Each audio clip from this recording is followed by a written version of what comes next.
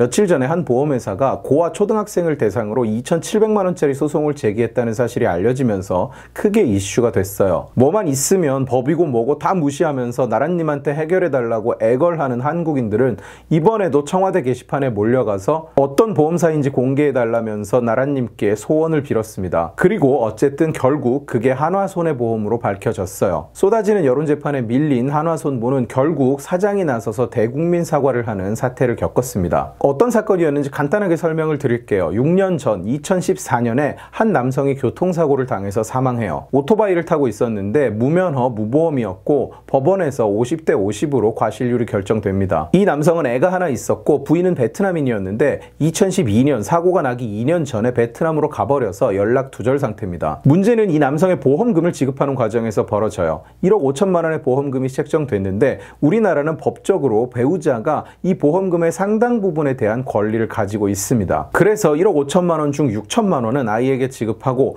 9천만 원은 법적으로 남성의 배우자인 베트남인 여성에게 지급해야 하는 거예요. 미성년자는 보험금을 수령할 수 없고 애의 고모가 후견인으로 지정돼서 보험금을 수령합니다. 그리고 9천만 원은 지급할 방법이 없어서 보험사가 그냥 가지고 있었어요. 참고로 이렇게 되면 이 돈은 보험사가 그냥 써버리는 게 아니라 준비금으로 계속 쌓아놓고 있습니다. 보험사의 부채가 되는 거예요. 그리고 사고 후 6년이 지나서 이 사고를 처리하면서 발생한 치료비 등의 비용에 대해서 과실률이 50%니까 그 비용의 절반인 약 2,700만 원을 보험사에 지급하라는 소송을 보험사가 제기한 겁니다. 원래는 사고 처리 과정에서 과실률만큼을 빼고 보험금을 지급합니다. 이걸 과실상계라고 해요. 예를 들어 총 보험금이 500만 원인데 과실률이 50%다. 그러면 250만 원만 지급이 되는 겁니다. 그런데 이번 사건처럼 과실률이 법정 소송으로 결정되거나 하는 등의 사유가 있으면 결과가 나올 때까지 몇 년이 걸릴 수도 있죠. 그런 경우에는 일단 보험금을 전액 다 지급하고 결론이 나오면 그 일부를 구상 청구를 해서 받아가요. 굳이 따지자면 일종의 보험금을 수령하는 사람의 편의를 위한 것이라고 볼 수 있죠. 안 그러면 병원비고 뭐고 일단 결론이 날 때까지 전액 다 개인이 부담을 해야 되니까요. 이 이야기가 퍼지자 언론에서는 벌떼같이 일어나서 난리를 칩니다. 초등학생 대상 수천만 원 소송 논란,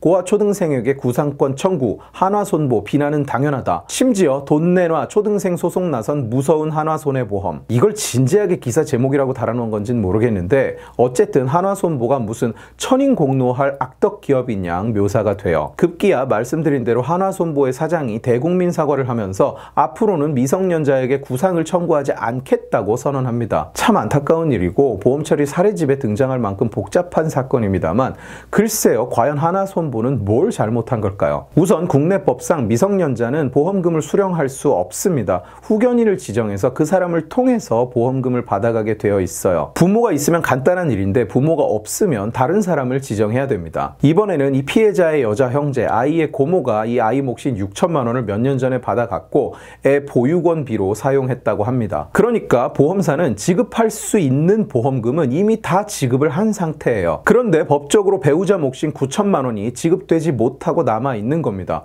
이걸 그냥 지급해버리면 불법이죠. 그리고 구상권이 발생했는데 구상 청구를 하지 않으면 배임이에요. 담당자가 나서서 저 집은 사정이 너무 짝해서 청구를 안 했다 이러면 내부 감사는 물론 외부 감사에도 걸릴 거고 결과적으로 배임이에요. 애가 어려서 청구를 안 했다, 이게 법원에서 인정됩니까? 아니죠. 다른 선택지가 없는 겁니다. 그리고 미성년자에게 소송을 제기했다고 자꾸 그 부분을 가지고 물고 늘어지는데 어차피 미성년자에게 소를 제기하면 그대로 소송 진행이 안 됩니다. 반드시 법정 대리인이 지정되게 되어 있어요. 그 사람을 통해서 소송이 진행되는 거예요. 어린애가 법정에 나가서 얼마나 무섭고 아는 것도 없는데 뭐 이런 소리를 하는 인간들이 있는데 이런 일은 안 일어납니다. 그리고 이 대목에서 법원이 잘못해서 초등학생인 줄 모르고 소송을 진행시키면 방법이 없다, 한화는 이걸 노리고 소송을 제기한 거다, 이런 덜 떨어진 소리를 하는 사람도 보이는데요. 이건 정말 치졸한 논리죠. 한화가 법원이 실수할 것을 전제로 소송을 제기했다는 것 자체가 말이 안 될 뿐더러 법원에서 이런 실수가 있었다는 게 사실로 밝혀지면 나중에 다 구제됩니다. 판사가 이거 초등학생이네? 근데 낙장은 불이입, 이대로 진행한다, 이렇게 안 한다고요. 왜 6천만 원만 지급해놓고 구상금은 전액 다 초등학생에게 청구했느냐? 어머니도 채무자인데. 자, 우선 법적으로는 전혀 문제 없어요. 구상은 채무자들 간에도 원래 벌어지는 겁니다. 그리고 지금 소송을 제기할 수 있는 대상이 애 하나뿐이니까 보험사로서는 법적으로 대안이 전혀 없어요. 그리고 구상소송이 끝나면 미지급분은 과실상계를 해달라고 보험사에게 요청 요청할 수 있겠죠. 그런데 그건 소송 결과가 나와야 가능하겠죠. 이미 결정된 사망보험금에서 상계를 할 수는 없으니까요. 결국 정리해보자면 보험사로서는 다른 대안이 전혀 없었어요.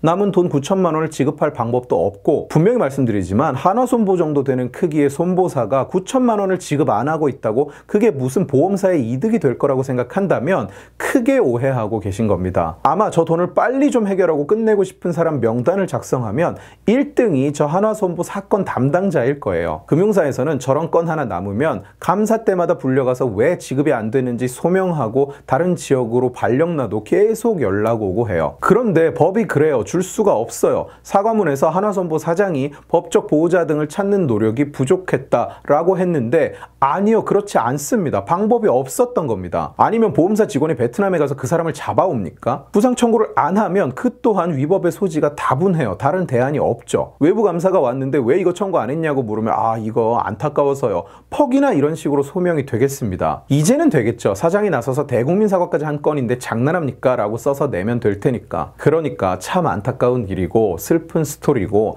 안 일어났으면 좋았을 일인데, 안타깝다고 해서 법적으로 허용되는 유일한 방법으로 자기 직무를 다 하고자 했던 기업을 무작정 욕하고 손가락질하고 패는 게 올바른 일입니까? 욕하는 기사들 보면 혓바닥은 엄청 길어요. 유리한 잣대만 들이댔다는 둥, 한 번 더 생각했어야 된다는 둥. 그런데 대안을 제시하는 인간은 하나도 없죠. 어떻게 하면 이 문제가 더 나은 방법으로 해결이 됐을 것이다. 이걸 제시하는 인간이 단 하나도 없어요. 왜? 지들도 알아보니까 방법이 없거든. 그러니까 그냥 앉아서 뜬구름 잡는 개소리나 짓거리면서 결과적으로 기업이 그냥 돈을 다 줘버렸어야 된다. 불법적으로. 그리고 받을 돈을 안 받았어야 된다.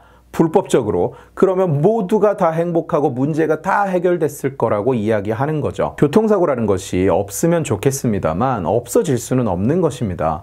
그 하나하나가 안타까운 사연이 담겨 있는 것이고 유독 더 마음이 아프고 사정이 딱한 사연도 있죠. 그러나 안타까운 일이 벌어졌다고 해서 때마다 어떤 기업이 희생을 해서 그 안타까운 일을 막고 덮어야 한다고 주장할 수는 없습니다. 안 그래요? 아무리 반기업 정서가 만연한 사회라고 한들, 아무리 기업은 그저 악의 무리임과 동시에 무슨 약탈해서 털어먹어야 하는 대상일 뿐이라고 생각하는 사회라고 한들 최소한의 이성은 있어야 할 것 아닙니까? 1 더하기 1이 왜 2냐? 기업이 3을 더 내서 5를 만들었으면 모두가 행복했을 것 아니냐고 앞뒤 없이 억지를 쓰는 게 우리 사회의 수준입니까? 뭐 법이 이래서 이런 상황이 벌어졌다고? 그럼 기업이 잘못했네. 이런 식으로 결론 내리는 것이 우리 사회의 수준입니까? 우리는 앞으로 받을 돈을 안 받고 안 줄 돈을 주고 손해보험이라는 업의 본질과 합법적이고 논리적이며 정상적인 업무 프로세스를 등한시하는 기업이 되겠습니다. 라는 사과문을 보험사 사장이 발표하게 하는 것이 우리 사회의 수준입니까? 결국 그 피해가 누구에게 돌아갈지 정말 모르시겠습니까? 오늘 지식의 칼은 여기까지입니다. 재미있게 보셨으면 지식의 칼 채널을 구독해 주시고 이 영상을 주변에 공유해 주세요. 여러분들이 공유해 주시면 설득은 제가 하겠습니다. 고맙습니다.